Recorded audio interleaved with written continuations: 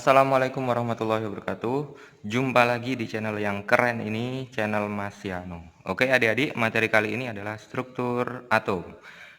Skuy disimak baik-baik, materi kali ini mengenai struktur atom. Yang akan kita bahas pada video kali ini adalah perkembangan teori atom. Oke, Mas Yano tuliskan di sini perkembangan teori atom.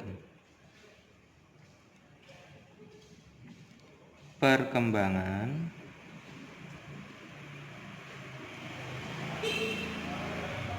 teori atom.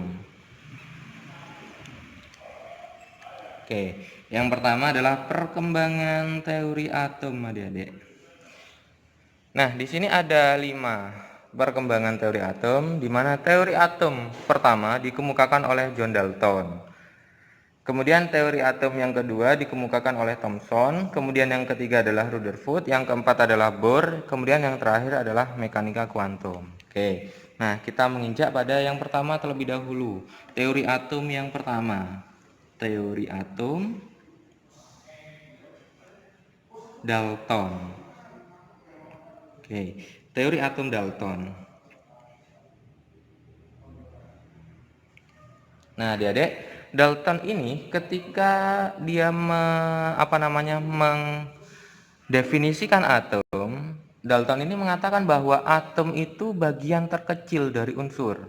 Jadi bagian yang sangat kecil dari unsur. Teori yang pertama yang dikemukakan oleh Dalton adalah atom bagian terkecil dari unsur. Kemudian yang kedua, teori atom Dalton itu, Dalton mengatakan bahwa atom itu seperti bola pejal yang sangat kecil, yang tidak dapat dibagi, tidak dapat diciptakan, dan dimusnahkan, adik-adik. Jadi atom itu seperti bola pejal yang sangat kecil,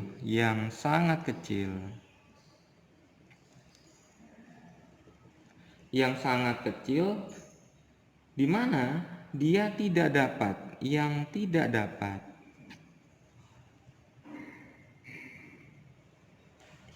dibagi,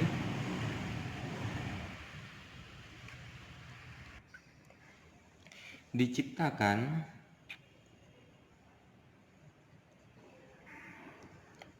atau dimusnahkan. Oke, ini pengertian teori atom Dalton yang kedua. Kemudian yang terakhir, atom-atom itu,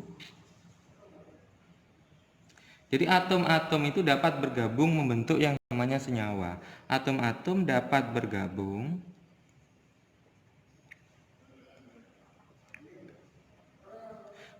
berarti dengan atom lain, di mana dia nanti membentuk yang namanya senyawa. Nah, pada intinya adik-adik, pengertian dari Dalton ini kita tarik kesimpulan bahwa teori atom itu, Dalton itu mengatakan bahwa seperti bola pejal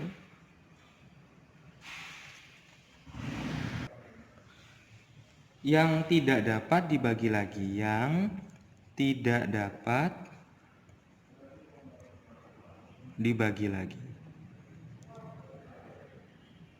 Oke, ini adalah pengertian teori atom menurut John Dalton. Jadi seperti bola pejal yang sangat kecil seperti ini adik-adik, yang tidak dapat dibagi kembali. Oke, nah kemudian ternyata Thomson ini membantah teori atomnya Dalton dalam sebuah praktikum atau sebuah temuannya, teori atom Thomson ya, yang kedua, Thomson. Teori atom yang kedua yang dikemukakan oleh Thomson ini nanti menemukan yang namanya elektron. Ternyata di dalam atom itu ada yang namanya elektron.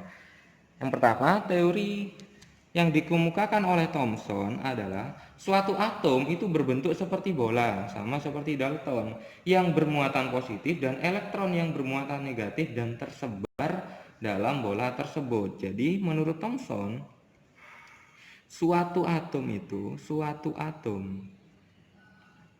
berbentuk bola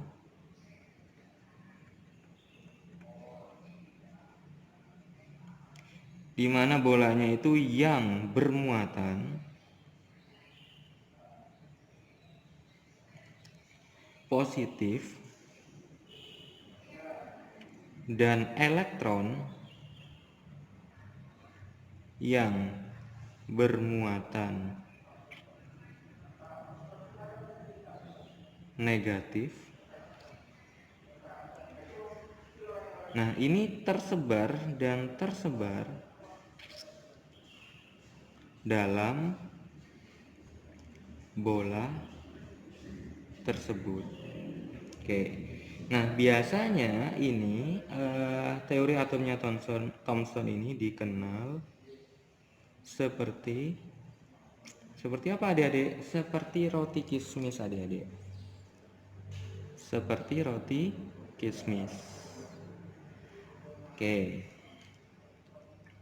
Jadi pada intinya teori atomnya Thomson ini dia mengemukakan bahwa penemuan elektron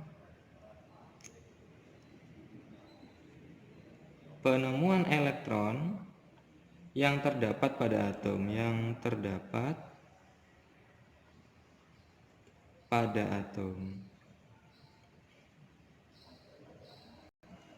Oke. Jadi adik-adik misalkan di sini ada bola pejal, ada bola. Nah, kemudian di dalam bola ini nanti dia ada elektron-elektron yang terdapat di dalamnya, ada elektron yang bermuatan negatif. Oke. Jadi ini merupakan elektron.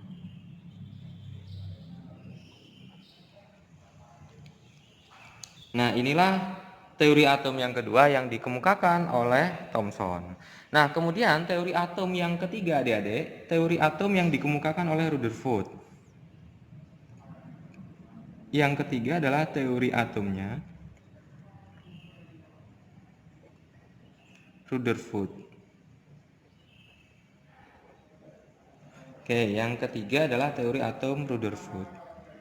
Nah, Rutherford ini dia mengatakan bahwa atom itu terdiri dari inti atom yang bermuatan positif dan elektron-elektron yang bermuatan negatif, di mana dia beredar mengelilingi yang namanya inti. Jadi kalau tadi Thomson itu menemukan adanya elektron, pada Rutherford ini dia mengemukakan bahwa atom itu terdiri dari inti atom. Jadi atom itu terdiri dari inti atom yang bermuatan positif dan elektron-elektron yang bermuatan negatif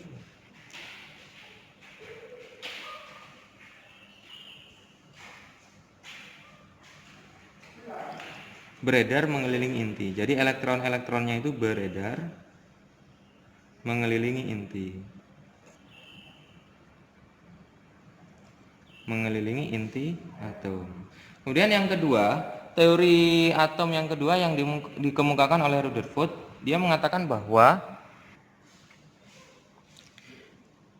jumlah proton dalam inti atom itu sama dengan jumlah elektron yang mengelilingi inti atom. Jadi jumlah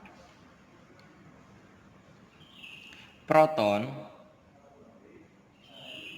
dalam inti atom itu sama dengan jumlah elektron yang mengelilingi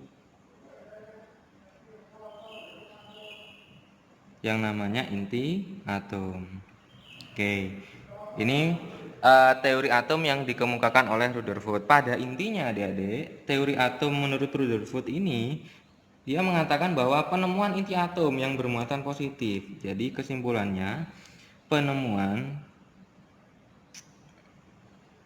inti atom yang bermuatan positif. Nah, adik-adik, kalau saya gambarkan di sini untuk teori atom menurut Rutherford, sini misalkan terdapat yang namanya lintasan seperti ini.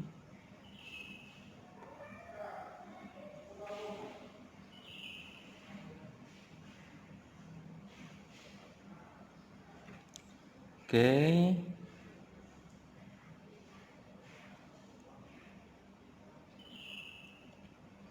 Jadi seperti ini adik-adik gambarnya. Nah, di dalam inti atom ini dia ada inti atom yang bermuatan positif. Di dalam inti ada inti atom yang bermuatan positif. Nah, nanti di sini nanti ada elektron-elektronnya. Di sini ada elektron, di sini ada elektron. Di sini misalkan ada elektron yang bermuatan negatif. Jadi yang positif ini adalah inti atom. Yang negatif ini adalah elektron. Inilah penemuan teori atom Rutherford, yaitu dia menemukan bahwa adanya yang namanya inti atom. Kemudian yang ketiga, yang keempat, teori atom yang keempat dikemukakan oleh Bohr. Teori atomnya Bohr. Keempat, teori atom Bohr. Oke.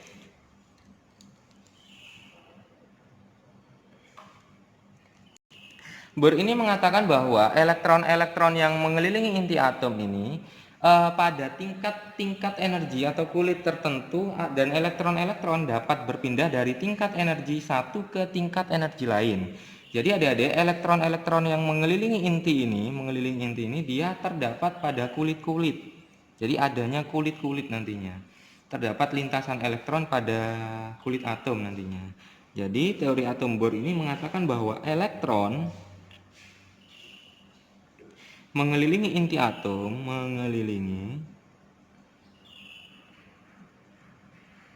atom, pada tingkat-tingkat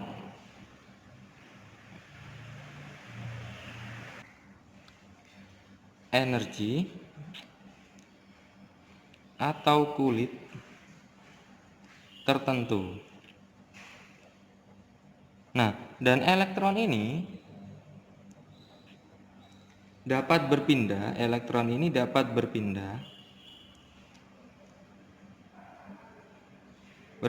dari tingkat energi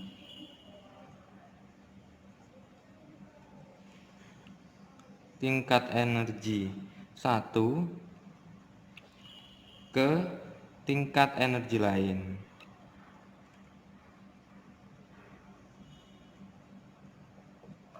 Pada intinya, teori atomnya Bohr ini dia mengatakan bahwa terdapat yang namanya lintasan elektron pada kulit atom. Jadi terdapat lintasan elektron pada kulit atom. Oke, jadi kalau saya gambarkan di sini, misalkan di tengah ini nanti ada yang namanya inti atom. Jadi misalkan di sini ada inti atom. Nah, di sini ada lintasan-lintasan elektron, kulit-kulit elektron. Ini kulit pertama. Kemudian nanti di sini diikuti oleh kulit kedua. Kemudian diikuti nanti di sini kulit ketiga. Dan seterusnya. Nah, di sini terdapat yang namanya elektron-elektron, adik-adik. Pada lintasan ini terdapat yang namanya elektron-elektron. Itulah teori yang dikemukakan oleh yang namanya Bohr. Jadi ada positif, itu adalah inti atom. Yang ini adalah elektron. Yang berwarna biru ini adalah lintasannya, adik-adik.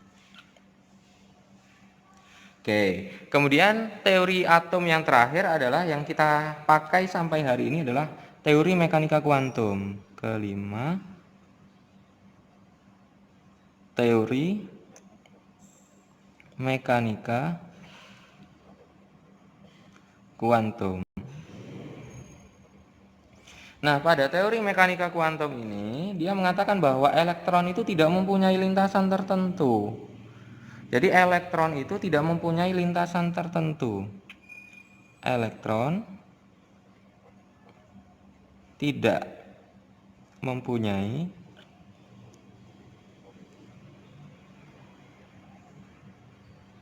lintasan tertentu.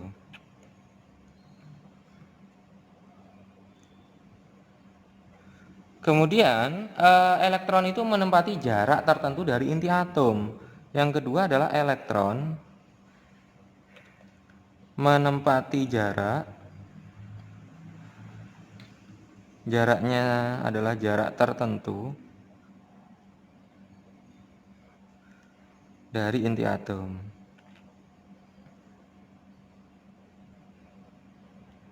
Nah, posisi elektron itu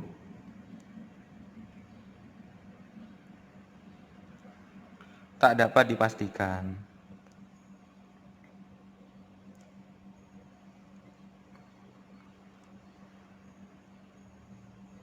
Hanya merupakan kebolehjadian.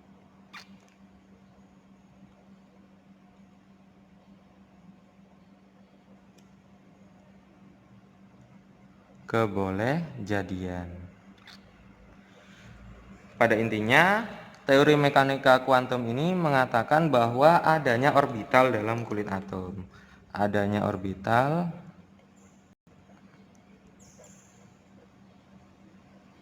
pada kulit atom.